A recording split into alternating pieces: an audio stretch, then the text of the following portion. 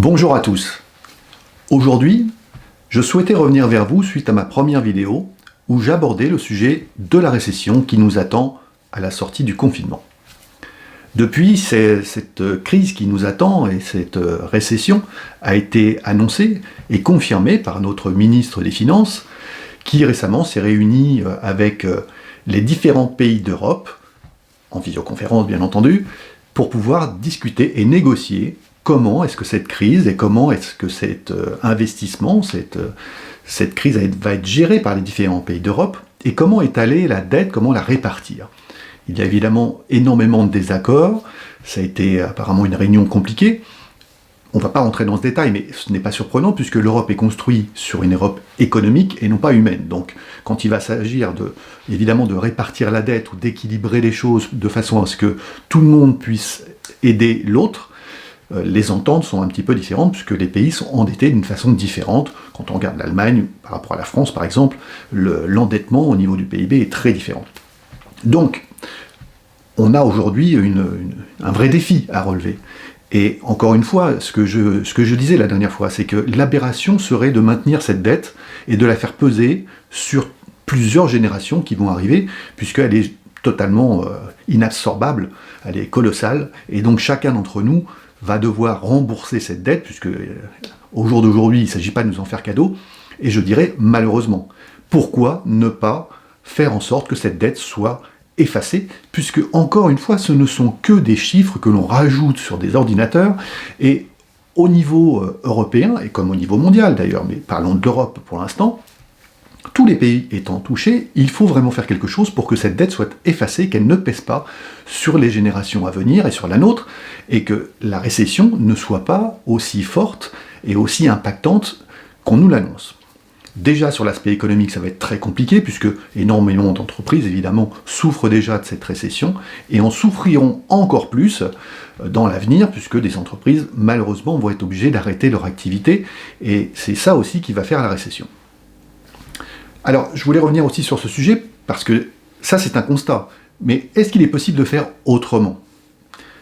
De mon point de vue, et je sais que je ne suis pas le seul à le penser, bien entendu qu'il est possible de faire autrement. Simplement, aujourd'hui, on a une capacité à vouloir garder un système ancien, et les gens qui ont le pouvoir aujourd'hui souhaitent continuer un jour de plus, ou 2 jours de plus, ou quelques années de plus, dans un système qui est obsolète et qui ne fonctionne plus, et qui est même dangereux aujourd'hui, et on le voit à quel point, dans ce qui est en train de se passer, il est dangereux, et il nous met dans des difficultés et dans des souffrances au niveau des différents pays, que l'on peut annuler. Donc il faut absolument faire autrement. On a la chance, et je suis persuadé que l'être humain, en tant que personne, on a tous la possibilité, une forte capacité de résilience, et donc de rebondir, de s'adapter, et de changer nos façons de vivre, pour améliorer les situations, améliorer les choses. Et donc je pense qu'au niveau économique, il faudrait vraiment changer notre modèle. Partir sur un modèle, ça peut être une solution, ce n'est pas la seule, mais ça peut être une solution,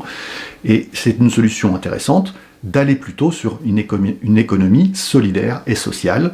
On voit aujourd'hui toutes les situations qui ont changé, on voit des choses qui se mettent en place à travers les organismes, les fondations, les agriculteurs, enfin différentes choses qui se mettent en place de façon à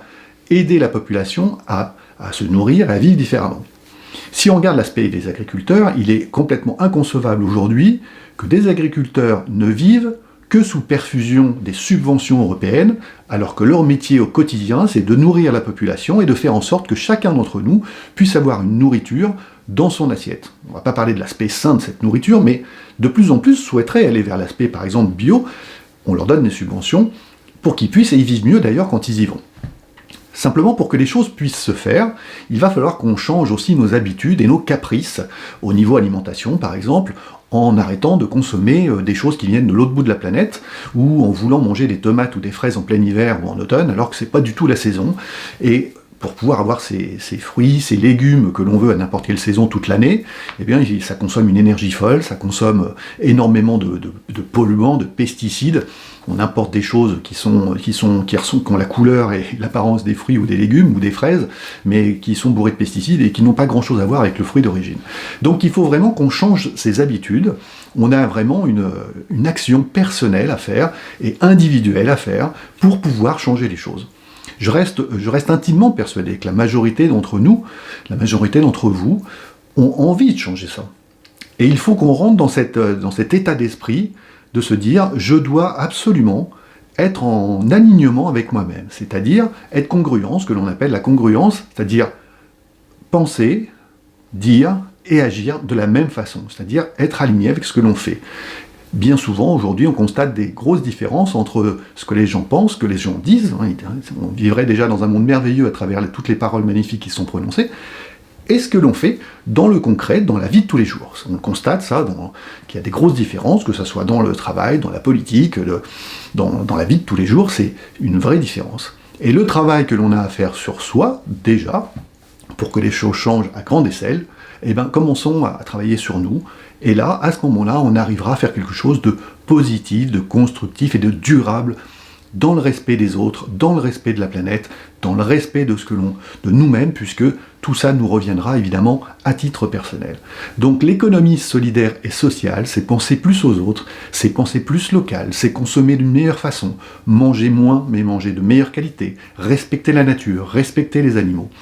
Et pour que cela soit possible, et c'est l'occasion de le faire, il va falloir absolument que cette dette ne pèse pas sur les différents peuples d'Europe et même mondiale, puisque la récession qui arrive va être catastrophique si les gouvernements qui ont aujourd'hui le pouvoir d'annuler cette dette ne le font pas. Et vraiment, il faut en appeler à la raison, il faut cesser ce système, il n'y a pas d'autre solution, il faut remettre l'humain au cœur de tout cela et faire en sorte que nous puissions nous réserver un avenir et réserver un avenir à nos enfants pour qu'ils ne subissent pas cette récession et cette crise. Il faut changer le système et revenir vers un système plus solidaire et plus social.